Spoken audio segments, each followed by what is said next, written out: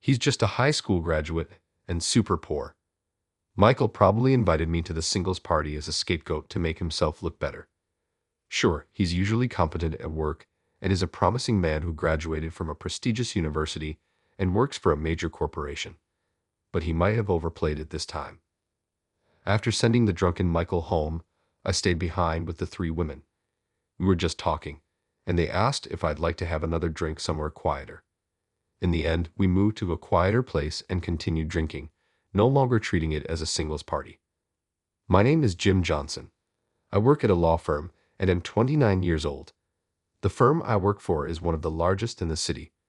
We have a diverse group of professionals, including lawyers, judicial scribes, and administrative staff. I'm a practicing lawyer and an associate director. Our firm is staffed with young and talented individuals. Let me share a bit about my childhood. Both of my parents were lawyers, and I was raised in London until I started elementary school.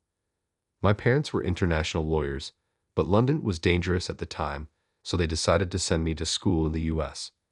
I'd lived with my paternal grandparents while my parents traveled between the U.S. and London for their work. Adjusting to school in the U.S. was tough since I had been in the U.K. all my life.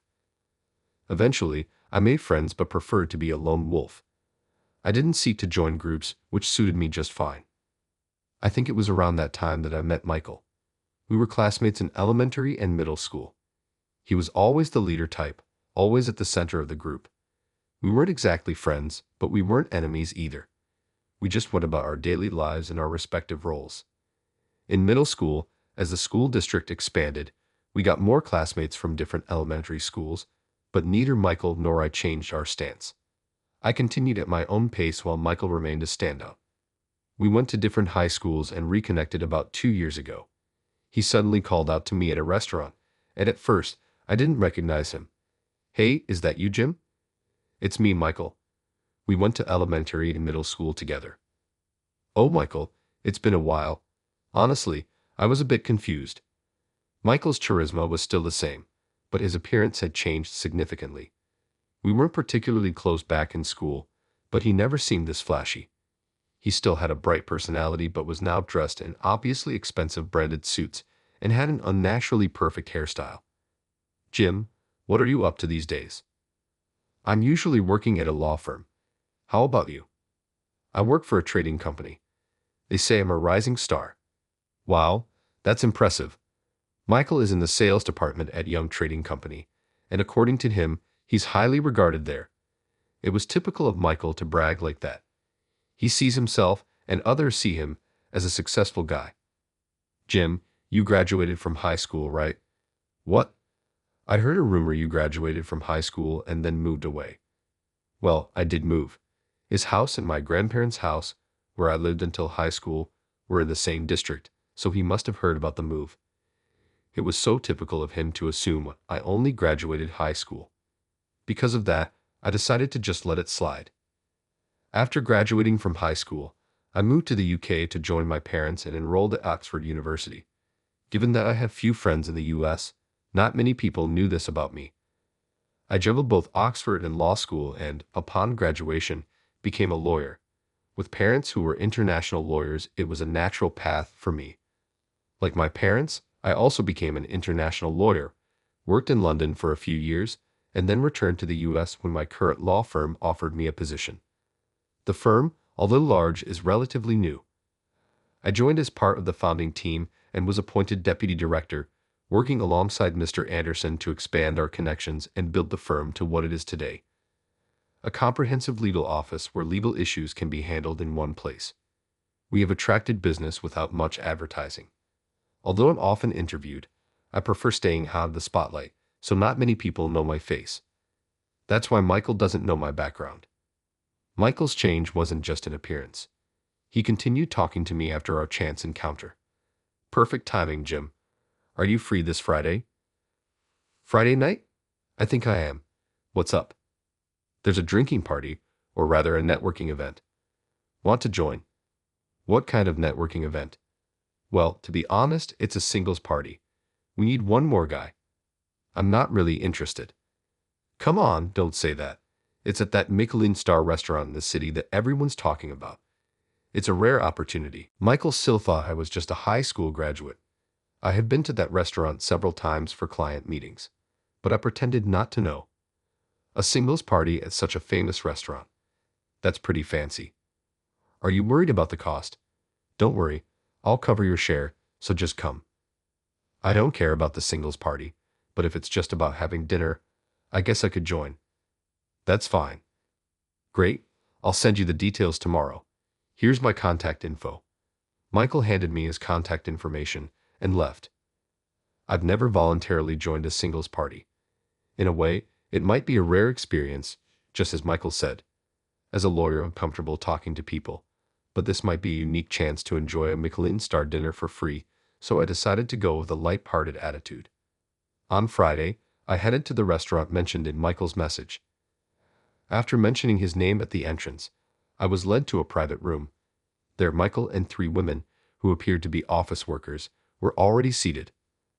"Oh, you made it. This is my childhood friend, Jim. Nice to meet you. I'm Jim. Thank you for having me tonight. Nice to meet you. We work in reception." We exchanged polite greetings. All 3 women were elegant and beautiful. I was slightly curious about how Michael managed to arrange the singles party with these 3 women. With 3 women present, there were only Michael and I as the men. Just when I thought another man might join, Michael started the proceedings. "All right, we're all here, so let's start." "Wait, aren't we missing someone? The other guy canceled last minute. Let's just enjoy ourselves with this group." Thus, the singles party began, but it turned out to be a singles party for Michael, by Michael, and all about Michael. We chatted about general topics and our backgrounds for a while, with Michael at the center. As he drank more, he started to loosen up. I mentioned that I graduated from the University of California with a degree in economics and that I'm doing well at Young Trading Company. Compared to me, Michael is just a high school graduate and isn't well off. It's surprising how different our lives turned out despite growing up in similar environments. "Hey Michael, you're drinking too much," I said. "Oh, I guess that was a sore spot for you. Sorry for bringing it up." "It's not that. It's just ruining the mood. Everyone's having fun, aren't they?" Michael was lost in his own world, bragging about his background. The women seemed completely put off. Should I do something about this? But I was here because Michael invited me for dinner, so I didn't feel the need to put in extra effort. I'd excused myself and headed to the restroom. As I washed my hands, I noticed one of the women looking at me. "Excuse me, sorry about Michael. I didn't know he had such bad drinking habits." "We're fine. More importantly, you're not really a high school graduate, are you?" "What?" I was taken aback. I hadn't shared my background or job with them, and as far as they knew, I was the high school graduate Michael had described. "How did you know? You don't recognize me, do you? This is our first meeting, right?" "Actually, I know you. I'm Jessica. I work at the reception desk at your law firm." "No way," I said, surprised. "I recognized you as soon as you arrived. I thought Michael knew too, but then he called you a high school graduate and super poor. I couldn't figure out why. Michael and I aren't close. I just came along for the ride today." "That makes sense. I was surprised to think you were friends with someone like Michael, but now I get it. I hadn't seen Michael in nearly 15 years and didn't graduate from a university in the U.S. I was raised by my grandparents in the U.S. from elementary school through high school, so Michael probably assumed I was poor without my parents around. We went to different high schools and didn't keep in touch, so he had no way of knowing my career path. Michael likely invited me to the singles party thinking I would make him look better. Did he really want to be admired that much? Was he dressing in expensive brands to impress others? I started to feel a bit sorry for him. Not wanting to leave the group hanging, Jessica and I returned to the party. Michael was still in high spirits. "Hey Jim, you're back. We're talking about going to a second place." "Really? Maybe we should call it a night," I suggested. The women were whispering among themselves, clearly unhappy. It would probably be best for everyone if they left. I continued to calm Michael down. In the end, I paid the bill and pushed Michael into a taxi. "Hey, high school graduate, what do you think you're doing?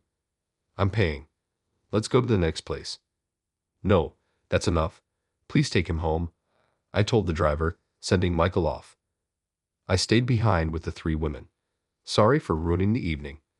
Let's just call it a night. We were just talking and wondering if you'd like to have another drink with us somewhere quieter. What? I was surprised.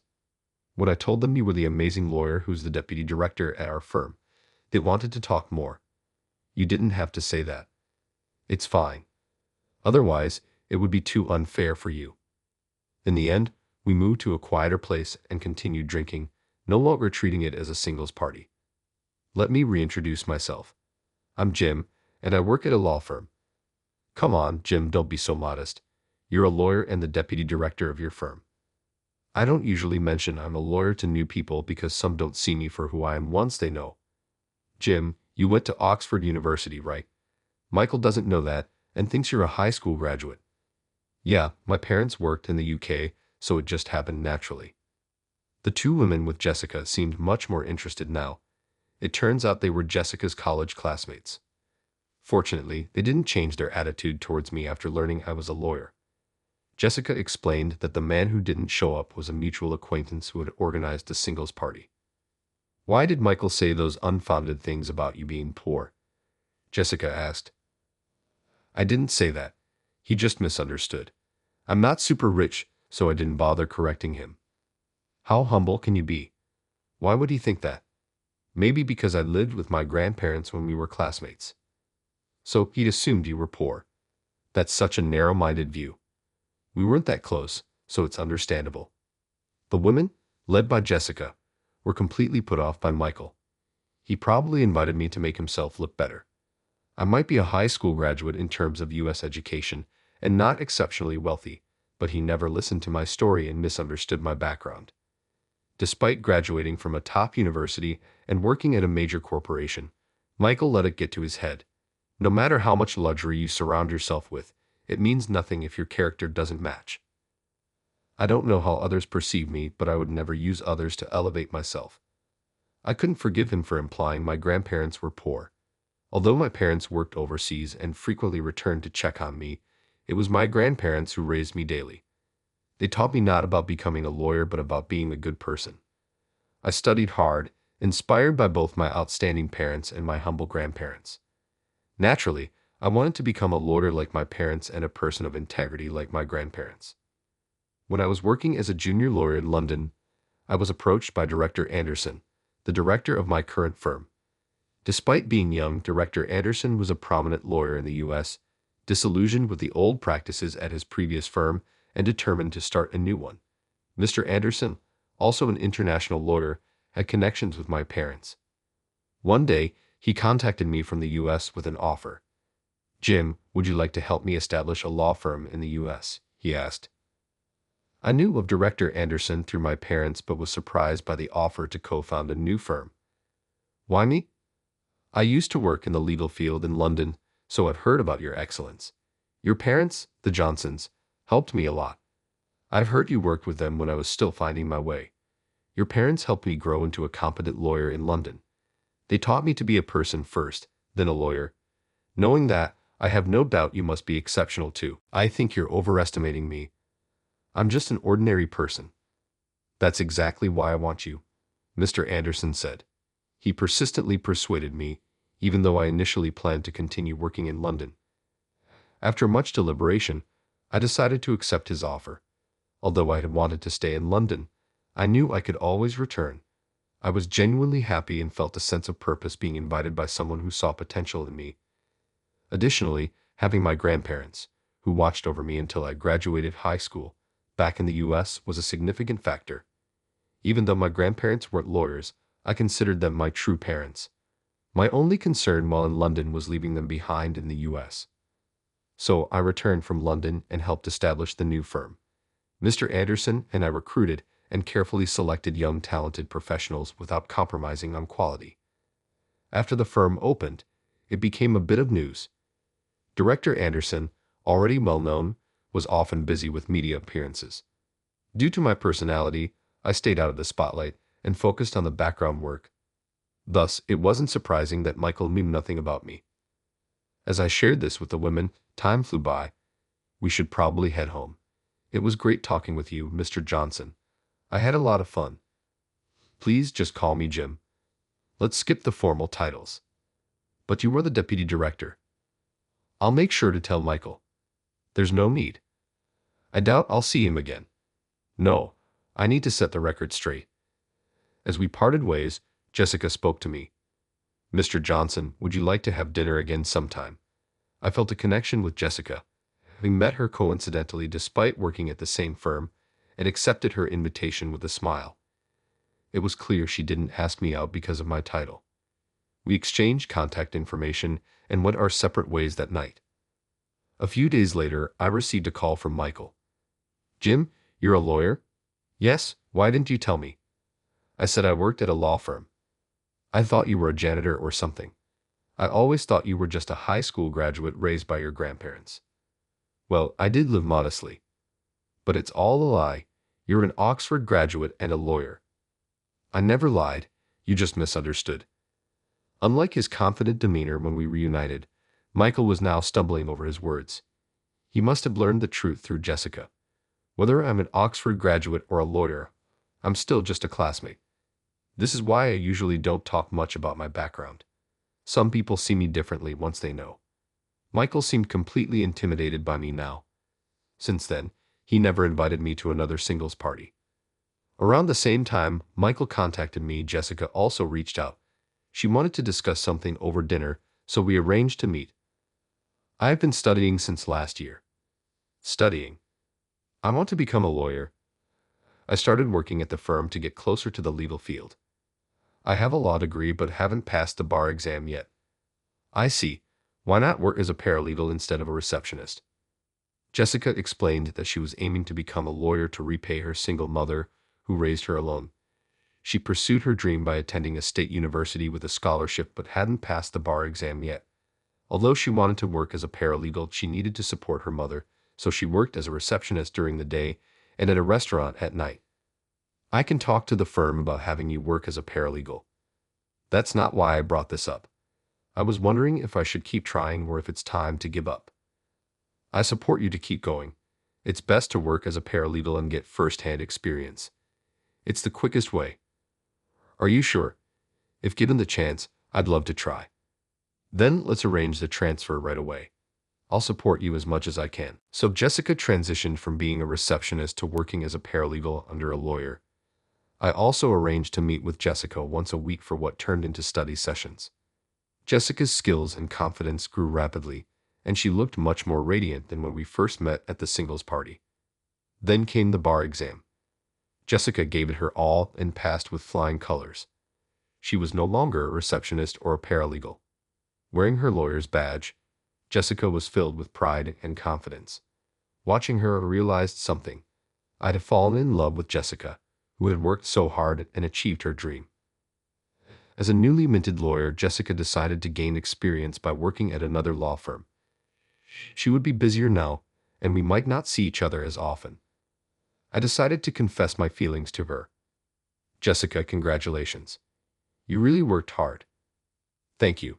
It's all thanks to you and everyone else. Jessica, I've liked you for a long time. Will you stay by my side from now on? Oh my, I've probably liked you since even before that, when we met by chance at that singles party. I was so surprised. I'm honored that you feel this way. Yes, let's be together. And so Jessica and I started dating. Though our busy schedules meant we couldn't see each other often, we cherished the time we spent together. A year passed quickly, and Director Anderson had some news for me. Jim, I'm thinking of moving to London. What? I've been invited back by the firm I worked for in London. After careful consideration, I've decided to go. That's great. I wish you all the best. And I want you to take over this firm as the director. Do you think I'm up to the task? I've been watching you, and I know you can do it. You're the only one I trust with this. Thus, I became the director of the law firm. The following month, although I had always worked behind the scenes, I could no longer stay out of the spotlight. As the director, I found myself increasingly appearing on TV and in magazines, leading to even busier days. Despite my hectic schedule, I decided to take a vacation to spend time with Jessica. Though we kept in touch regularly, seeing her after a long time made me realize how much she had grown. You're the director now, It feels like you're drifting away. I'm busier, but I haven't changed. Hey, I have a proposal. A proposal? How about becoming a family? Wait, are you? It's a proposal, yes. Wow, I'm so surprised, but I'm so happy. Yes, I'd love to. Jessica's face lit up like a blooming flower when I placed the engagement ring on her left ring finger. She teared up a bit. You're making me laugh and cry at the same time. Of course, it's a flood of happiness. I then suggested that Jessica and her mother move in with me. Since her mother was her only family, it was the natural thing to do. After confirming it was okay with me, Jessica started crying tears of joy. We decided to set up our new home close to my grandparents' house. This way, I could also keep an eye on my beloved grandparents. Upon announcing our engagement, my parents immediately planned to return to the U.S. Next weekend, we are organizing a family dinner, including Jessica's mother. I'm at the peak of happiness, but I know I couldn't have achieved this alone. My grandparents, parents, Mr. Anderson, Jessica, the staff from both the London and the U.S. offices, all of them helped me get to where I am today. And yes, I should also thank Michael, who inadvertently brought Jessica and me together. I will keep these feelings in my heart and continue to work hard